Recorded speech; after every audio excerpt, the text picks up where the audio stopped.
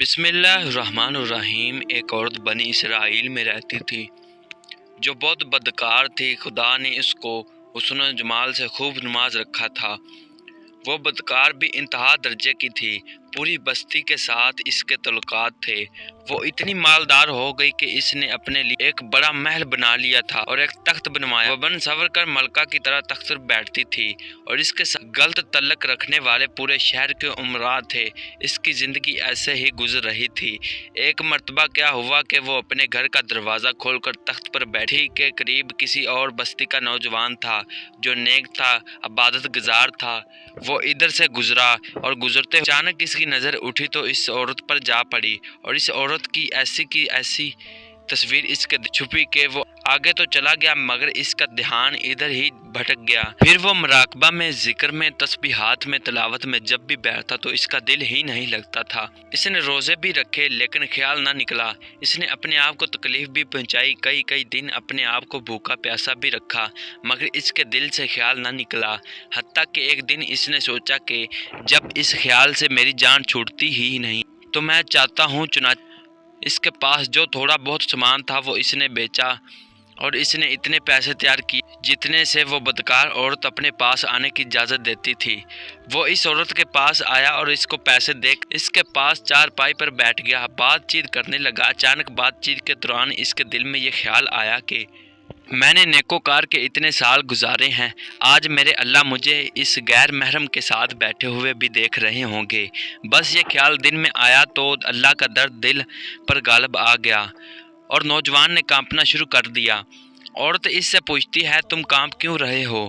تمہارا چہرہ کیوں پیلا ہو گیا ہے؟ اس نے کہا، بس میری طبیعت ٹھیک نہیں۔ اس نے کہا، پھر تم جس مقصد کے لیے آئے وہ مقصد تو پورا کرو اور جاؤ۔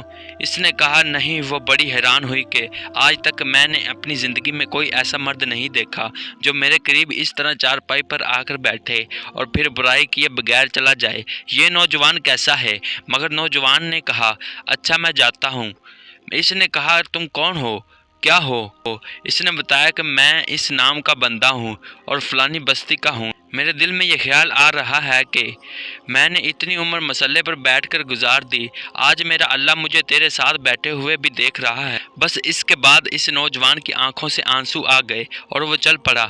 اب وہ چلا تو اس عورت کو جو تھوڑی دیر صحبت ہو گئی اس کی برکت اس کو مل گئی۔ چنانچہ عورت کے دل میں خیال آیا کہ یہ کنوارا نوجوان اتنا اللہ سے ڈرتا ہے جبکہ اس نے گناہ بھی نہیں کیا، تو میں تو سارا دن اور ساری رات گناہوں کا مرتکب ہونے والی ہوں، میں تو خدا سے ڈرتی ہی نہیں۔ اس کے دل میں شرمندگی پیدا ہونے لگی، تو کروں تو کیا کروں؟ دل میں خیال آیا کہ اچھا چلتی ہوں، حضرت موسیٰ علیہ السلام سے پوچھتی ہوں کہ کیا میرے لیے بھی کوئی توبہ کی صورت بنتی ہے۔ وہ اپنے گھر سے نکل کھڑی اور اب اس کو بستی کا ایک بندہ پہچانتا تھا۔ وہ ایسی نام گرامی چیز تھی۔ وہ چلی اور جا حضرت موسیٰ علیہ السلام کو جو دیکھا تو وہ اس وقت بنی اسرائیل کے لوگوں کو نصیحت فرما رہے تھے۔ اس نے کسی آدمی کے ذریعے پیغام بھیجا، حضرت موسیٰ علیہ السلام سے جا کر کہو کہ میں آپ سے ملنا چاہتی ہوں۔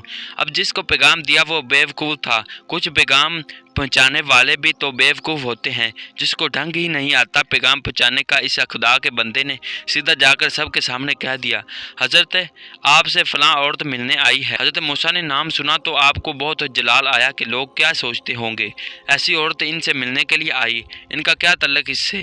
حضرت موسیٰ علیہ السلام نے غصے میں کہہ دیا، اس سے کہو چلے جائے، میں اس سے نہیں ملنا چاہتا۔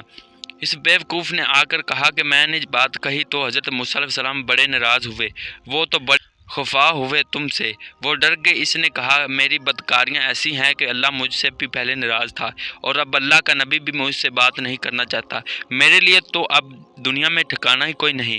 بڑے اداس اور بوجھل قدموں کے ساتھ وہاں سے واپس آئی اور اسے سمجھ نہیں آ رہی تھی کہ وہ کیا کرے۔